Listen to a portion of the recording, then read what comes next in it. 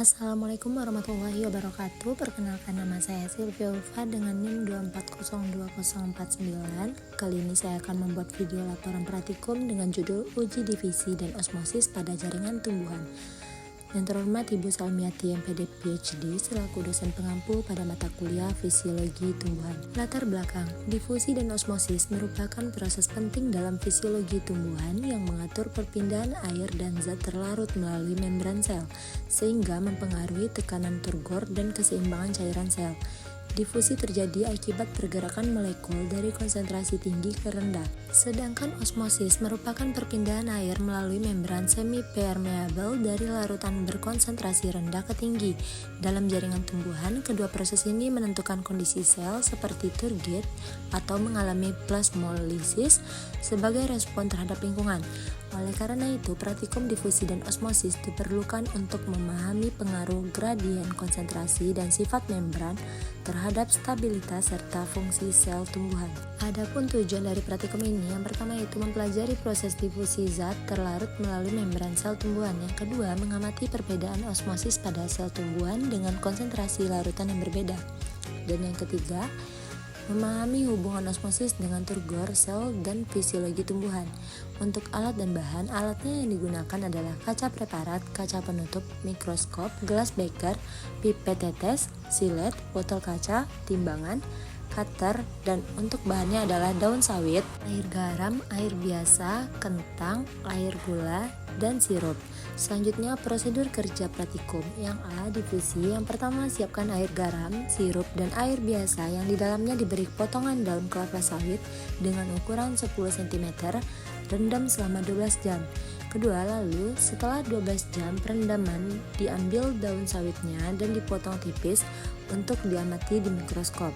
Yang ketiga, masing-masing daun di mikroskop diamati dan catat bentuk selnya.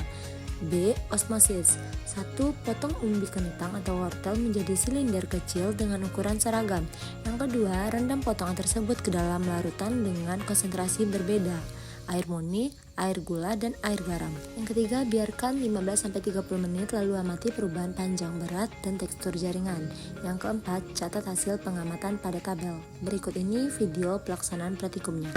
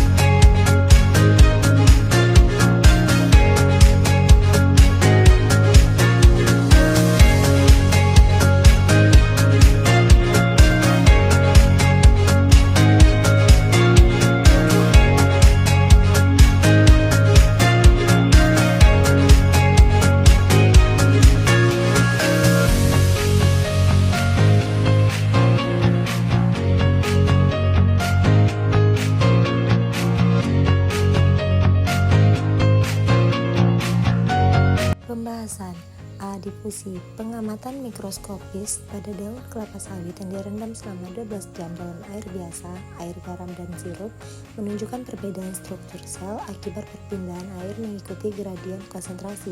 Pada air biasa, sel tampak turgid dan berisi penuh karena air masuk ke dalam sel. Sebaliknya, pada air garam terjadi plasmolisis yang ditandai dengan penyusutan isi sel.